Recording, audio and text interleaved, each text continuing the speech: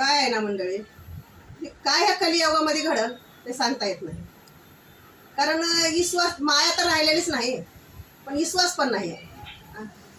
एक आईनं तिची संपत्ती जेवढी होती तेवढं तर तिला वाटलं एकुलता एक मुलगा आहे म्हणून आपल्या मुलाच्या नावावर केलं, तर आता नंतर तरी करायचीच आहे म्हणून तिनं आपल्या मुलाच्या नावावर तिची संपत्ती केली. पण त्या मुलानं नंतर त्याच म्हाताऱ्या आईला कमसे कमी 74-75 वर्षाच्या वयामध्ये त्या आईला त्यानं घराच्या बाहेर काढलं.